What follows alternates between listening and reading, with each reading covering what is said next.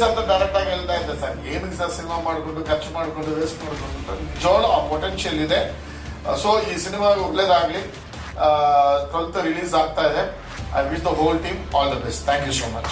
ತುಂಬಾ ಕಷ್ಟಪಟ್ಟಿದ್ದೀವಿ, ಯಾಕಂದ್ರೆ ಲಾಂಗ್ ಶಾಟ್ ಕ್ಲೋಸ್ ಅಪ್ ಎಲ್ಲ ಇದ್ರೆ ನಾವು ಈಸಿಯಾಗಿ ಮಾಡ್ಬೋದು, ಕಟ್ ಶಾರ್ಟ್ ಆಗುತ್ತೆ. ಇದು ಹಾಗಲ್ಲ, ಯಾವುದೋ ಒಂದು ಕಡೆ CCTV ಅಲ್ಲಿದೆಯಲ್ಲ ಅದಿಷ್ಟು ಕವರ್ ಮಾಡುತ್ತೆ.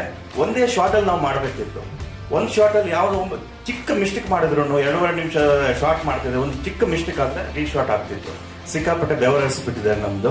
ನಾನು ಲಿಖಿತ್ ಹೀರೋ ಮಾಡ್ತಿದ್ದೀನಿ, ಮಗ ಈ ಥರ ಒಂದು ರೋಲ್ ಇದೆ, ನೀನು ಆ್ಯಕ್ಟ್ ಮಾಡಬೇಕು ಅಂತ ಹೇಳಿದಾಗ ನಾನು ಫಸ್ಟ್ ರವಿ ಸರ್ನ ಭೇಟಿಯಾಗಿ, ರವಿ ಸರ್ ಆ್ಯಕ್ಚುಲಿ ಕ್ಯಾರೆಕ್ಟರ್ ಹೇಳಿದ್ರು, ಕ್ಯಾರೆಕ್ಟರ್ ಚೆನ್ನಾಗಿದೆ ಸರ್. ದಯಾಳ್ ಸಿನಿಮಾ ನಮ್ಗೆ ನೋಡಿದ್ರಂದ್ರೆ ನಾವು ಅರ್ಧ ಗೆದ್ದಂಗೆ ಅಂತೇಳಿ. ಯಾಕಂದ್ರೆ ನೀವು ಮಾಡೋ ಸಿನಿಮಾಗಳು, ನಿಮ್ಮ ಯೋಚನಾ ಶಕ್ತಿಗಳು, ನಿಮ್ಮ ಸಿನಿಮಾಗಳೆಲ್ಲ ನಾನು ನೋಡ್ಕೊ ಬಂದಿದ್ದೀನಿ. ಆ್ಯಕ್ಚುಲಿ ಎಲ್ರಿಗೂ ಒಳ್ಳೇದಾಗಿ. Thank you so much. Jai Hind, Jai Kannada. ಕೆಲವರು ಕೇಳ್ತಿರ್ತಾರೆ, ಮಾಡಿದಂತೆ ಸಿನಿಮಾ ಮಾಡ್ತಿರಲ್ಲ, ಬೇರೆ ಮಾಡಬೇಕು ಕೊಡಬೇಕು ಅಂತ.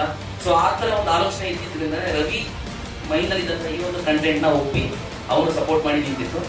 ಒಂದು ಪ್ಯಾಷನ್ ಅನ್ನೋದಿದ್ರೆ ಏನ್ ಬೇಕಾದ್ರೂ ಮಾಡ್ಬೋದು ಅನ್ನೋದಕ್ಕೆ ಈ ಸಿನಿಮಾ ಸಾಕ್ಷಿ ಆಗುತ್ತೆ. ಟು ಬಿ ಆನೆಸ್ಟ್, ನೀವು ಹೇಳ್ದಂಗೆ ರಿಸೆಪ್ಷನ್ ಕ್ಯಾರೆಕ್ಟರ್ ಜೊತೆ ಇನ್ನೊಂದು ಡಿಫ್ರೆಂಟ್ ಟೈಪ್ ಆಫ್ ಪಾತ್ರ ಇದು ನಾನು ಮಾಡಿದ್ದು ಕೂಡ. ಬಟ್ ಭಯ ಅಂತ ಏನಾಗಲಿಲ್ಲ. ಫಸ್ಟ್ ಟೈಮ್ ಕತೆ ಕೇಳಿದಾಗ ನನಗೆ ಇದೇನು ಡಿಫ್ರೆಂಟ್ ಜನರ ಥರ ಇದೆ ಅಲ್ಲ ಈ